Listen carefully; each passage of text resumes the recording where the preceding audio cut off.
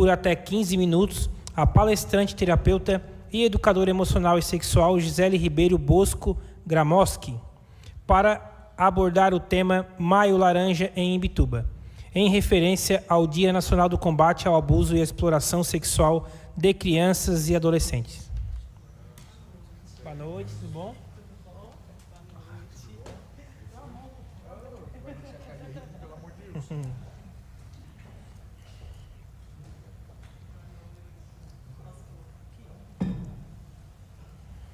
Vou ajeitar aqui. Ei, tá bom? Tá bom. Acho que um pouquinho mais baixo aqui, assim. Aí, assim, tá bom? Então, Gisele, pode ficar à vontade, iniciar. Dá 15 minutos para poder fazer o seu pronunciamento. Bom, pode colocar a primeira tela, por favor? Já tá, né? Tá. Eu vejo lá, tá bom. Bom, vou ler, tá, gente? A cola, né? Porque não tenho... É pouco tempo, então eu não quero me perder no tempo aqui, né? Boa noite a todos, sou Gisele Bosco, atuo como palestrante, educadora e terapeuta em defesa aos mais vulneráveis, como crianças, adolescentes e mulheres. Quero cumprimentar os excelentíssimos senhores vereadores, os colaboradores desta casa, a imprensa, a todos os presentes e a toda a população de Imbituba e do Brasil que está assistindo online. Tem gente aí de fora assistindo também, né? Quero agradecer ao excelentíssimo senhor vereador David Rafael Aquino por abrir este espaço para um tema que precisa sair do silêncio, né? Que é a proteção das nossas crianças e adolescentes. Agradecer em especial também ao vereador Bruno Pacheco, ele não está hoje, né? Mas pela dedicada e sensível parceria nesse último ano. Aproveitar para desejar ao Bruno, que disse que vai assistir, então está aí ao vivo, né, Bruno, assistindo. Um feliz novo ano de vida, um feliz aniversário, com muitas bênçãos do alto. Desejo que você colhe os frutos de todo o plantio amoroso que você tem feito na vida das crianças e adolescentes nessa cidade e nessa missão. Hoje eu não venho aqui apenas como terapeuta, palestrante ou educadora emocional e sexual. Eu venho como cidadã, como mãe social, como defensora da infância e da juventude, como alguém que escuta diariamente dores que muitas vezes ficam escondidas dentro das casas, das escolas e até dentro do celular de uma criança. Hoje, dia 18 de maio, é o Dia Nacional de Combate ao Abuso e à Exploração Sexual de Crianças e Adolescentes no Brasil. É um dia em que uma menina chamada Araceli, no estado do Espírito Santo, foi violentada e morta há mais de 50 anos atrás, e seus algozes foram absolvidos. Homens com poder em sua cidade que usaram de suas influências para que a justiça não fosse feita. Isso trouxe uma comoção nacional, né? E por isso precisamos usar a influência de pessoas idôneas como as que estão me ouvindo para o caminho contrário, que é proteger todas as crianças e adolescentes de Imbituba. O Maio Laranja não é apenas uma lei federal e agora também é uma lei municipal, né? Parabéns a vocês pela aprovação unânime no ano passado. Mas ela não é apenas uma campanha no mês de maio, mas é um chamado para acordarmos diariamente enquanto sociedade, já que em um futuro próximo teremos como cidadãos adultos as crianças negligenciadas de hoje. O que elas terão para oferecer a essa cidade e a nós que já estaremos vulneráveis? Violência ou cuidado? O que elas estão aprendendo conosco? Os números assustam. Se quiser passar para o próximo, por favor. Essa daí, gente, é a Gigi e o Vande, tá? Se parecer com alguém aqui é mera semelhança. A Gigi sou eu e o Vande é o Vanderlei. Ali, crianças, a gente criou 2 personagens para alcançar as crianças, né? Então, a gente fez ali uma apresentação rápida ali.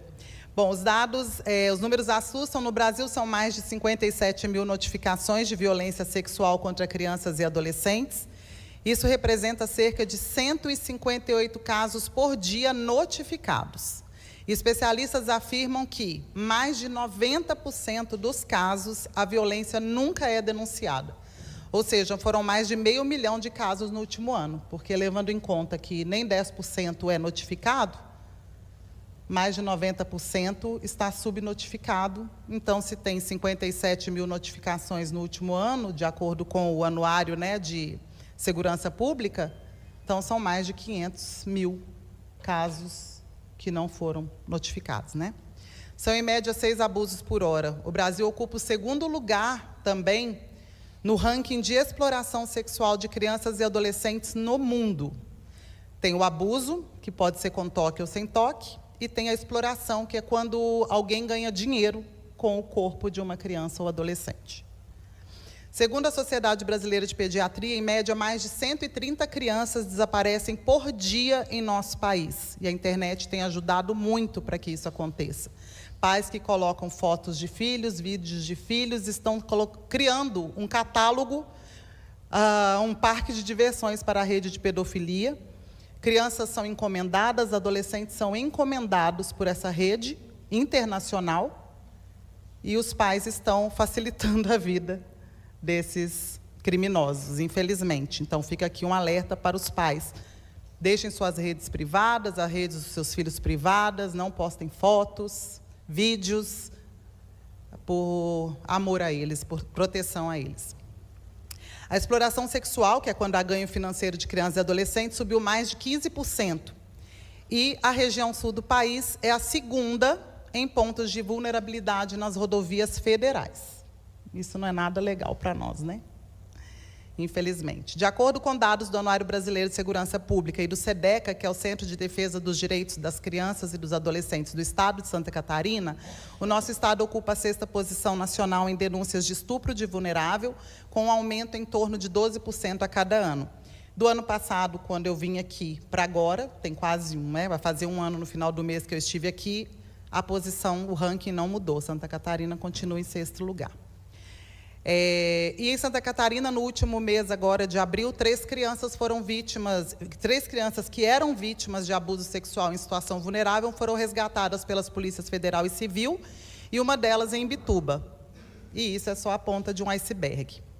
Em Imbituba, o silêncio também preocupa. Pesquisas realizadas em escolas nos bairros Mirim, Diviné e Vila Nova, com mais de 1.000 estudantes, revelaram que, em média, 70% relataram já ter sofrido pelo menos uma vez algum tipo de violência, seja física, psicológica, sexual, bullying, negligência, racismo ou violência moral. Isso significa que mais da metade dessas crianças já viveu algum tipo de sofrimento. Esses dados mostram que nossas crianças estão pedindo ajuda e estamos falhando de alguma forma como sociedade, né? E os agressores principais dessas crianças, quem mais deveria amar e proteger? Mães, pais, parentes próximos e profissionais da infância. Estamos vivendo em uma sociedade de adultos muito doentes emocionalmente, com pouco acesso a tratamento de saúde mental, que, consequentemente, adoecem nossas crianças e adolescentes e plantam violência na vida delas. E o que vamos colher desse plantio daqui a 5, 10, 20 anos? Em média, 20% apenas das violências sexuais presenciais, incluindo abuso e exploração, são por parte de pessoas desconhecidas. Ou seja, 80% são pessoas conhecidas e da confiança da criança. E por parte dos desconhecidos, o número aumenta quando é um ambiente virtual. Mas no presencial, é mais de pessoas conhecidas, tá? Geralmente, a pessoa que consome pornografia envolvendo crianças e adolescentes é quem sustenta essa rede, né? É um ecossistema muito bem organizado e, se nós não nos unirmos e não nos organizarmos urgentemente, vamos pagar muito caro pelo resultado de nossa omissão, de nossa negligência, que também é uma violência contra as crianças. Quando uma criança sofre violência, toda a sociedade fracassa. E aonde estamos fracassando como sociedade civil e política? Segundo dados nacionais, não tem idade, raça, gênero, condição social para uma criança ou adolescente ser vítima de violência sexual, mas as meninas geralmente são a maioria das vítimas e a maioria dos violentadores são homens. E o mais doloroso, na maioria das vezes, o agressor é alguém conhecido da vítima, de total confiança. Hoje a violência não acontece apenas presencialmente, mas pela internet também. Na internet acontece muito chantagem, ameaças, envios e pedidos de fotos e vídeos íntimos, aliciamento online e perseguição digital. E a questão dos desafios, né, que tem aumentado cada dia mais também. Os responsáveis não conseguem controlar esse acesso e não sabem como proteger essas crianças e adolescentes. O que fazer? Como educar esses pais, né? Eu costumo dizer, né, nas palestras que a gente estuda para tudo, né? Todo mundo estuda para tudo, mas para ser pai e mãe, ninguém estuda e as crianças estão pagando por isso, né? E não estou me dando uma de boa, porque eu também não estudei para ser mãe e acertei e errei muito. Errei mais do que acertei, talvez. Então, estou aqui para ajudar quem quer acertar, né? com a minha experiência também. Se quiser passar agora também, pode ir passando. Ali tem, né, mostra a parte virtual aí, né, os joguinhos têm sido uma fonte de encontro da rede de pedofilia para as crianças, né? E o que as crianças precisam aprender? Elas precisam aprender proteção desde cedo, precisam aprender de forma lúdica, de acordo com a faixa etária. Que o corpo delas pertence a elas, aonde ficam as partes íntimas, que ninguém pode tocar em suas partes íntimas e nem mostrar as partes íntimas para elas, que segredo ruim deve ser contado, que abuso ele pode ser disfarçado de carinho. Infelizmente, todas as outras violências, geralmente a criança percebe muito fácil quando alguém está com raiva, é agressivo, está a violentando, né? violando seus direitos. Mas a violência sexual, ela é muitas vezes muito sutil, até porque são de pessoas conhecidas, há uma manipulação muito grande, e a criança muitas vezes não faz ideia de que está sendo violentada e ela confunde abuso com carinho. Então, aí, né, a gente tem um projeto também para colocar cartazes nas escolas, onde a gente faz as palestras, para que esses cartazes ali em sala de aula, as crianças possam fixar a mensagem e não esquecerem o que é parte íntima, né? Porque as crianças, a maioria não sabe, quando eu pergunto, a maioria não sabe o que é parte íntima. E quem pode tocar, quem não pode, por quê, para quê, por quanto tempo, e o que fazer se alguém quiser tocar ou tocar, né? A gente ensina que ameaças online são crimes, como identificam sinais de risco e também aprendem a se proteger, os riscos que correm na internet, que elas podem e devem pedir ajuda e para quem pedir essa ajuda. Precisamos ensinar, né, o semáforo do toque, segurança digital, como denunciar, e ali a gente fez uma faixa, né, que tem o Disque 100 e o 190, aí eu explico, se for no momento da agressão é 190 e se for depois o 100, né, e a violência sexual ela pode ser feita tardia também, né, a denúncia. Prevenção salva vidas, né?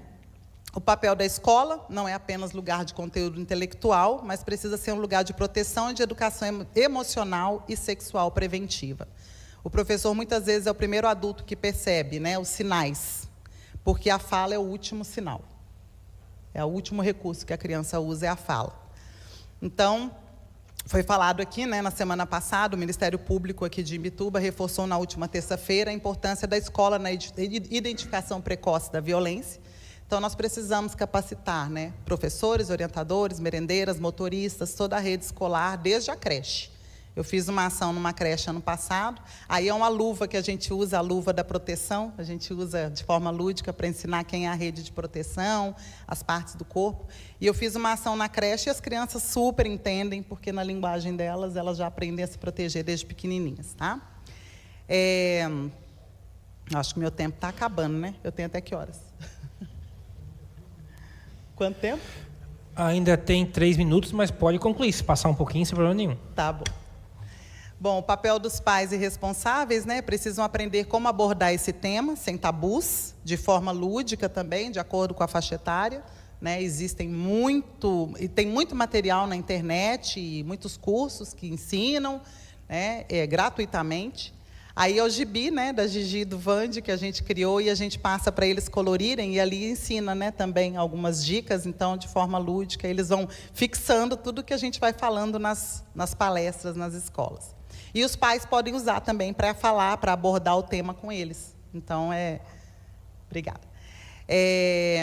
Os pais precisam aprender a identificar sinais de violência, né? Saberem que, sim, pessoas próximas, sim, podem, sim, abusar dos seus filhos, né? Violentar seus filhos, como protegê-los na internet.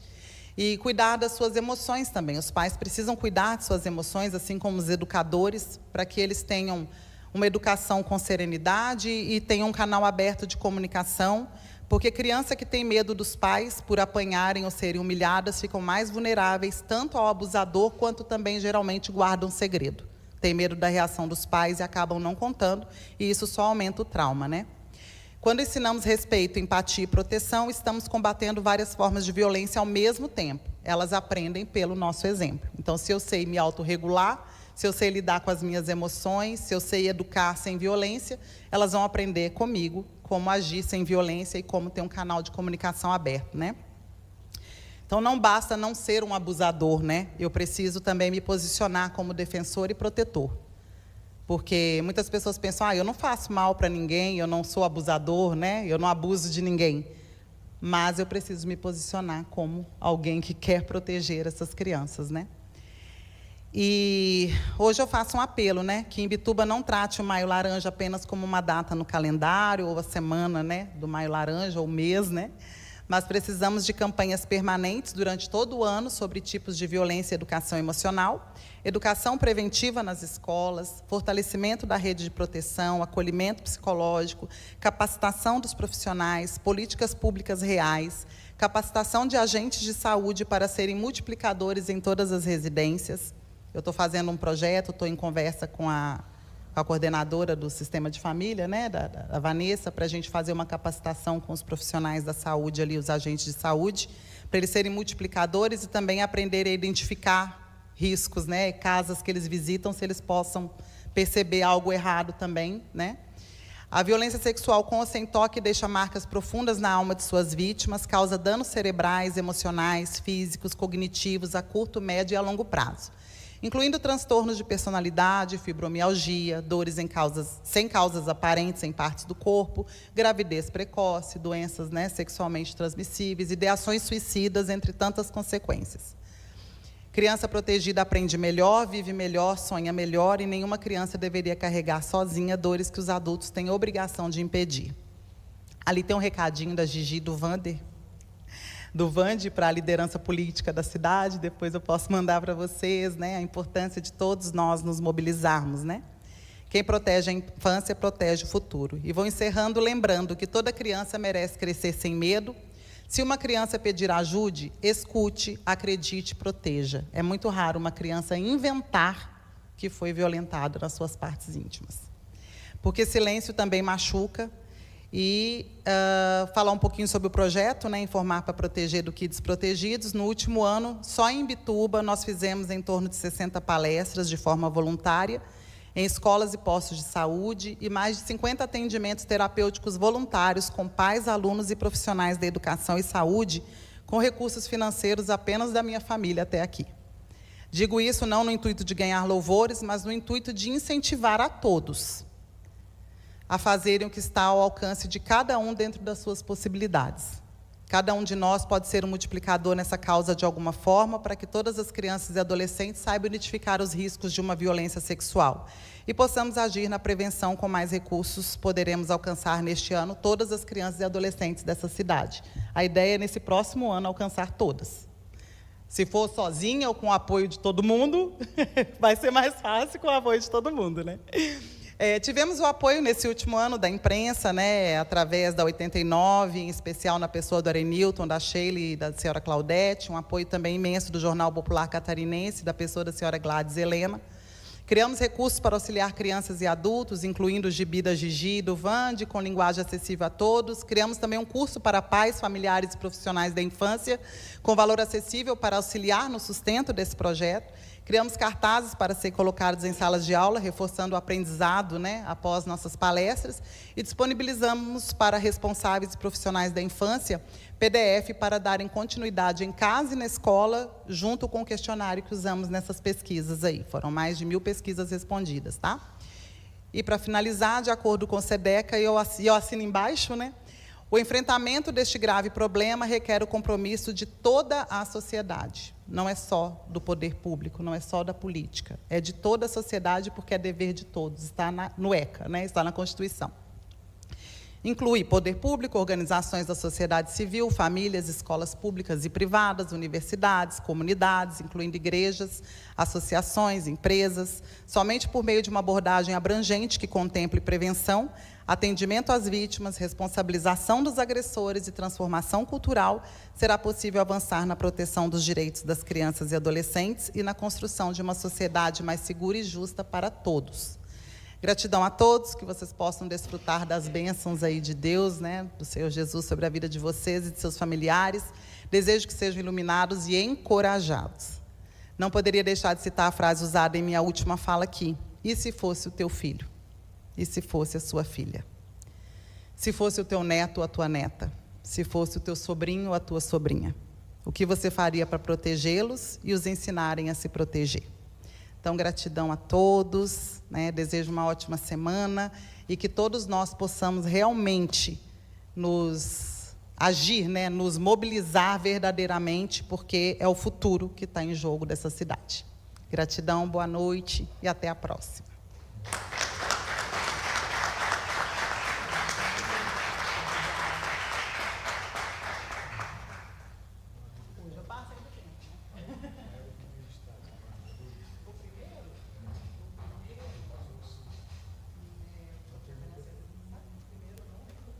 Mas deve ser São Paulo pela oportunidade.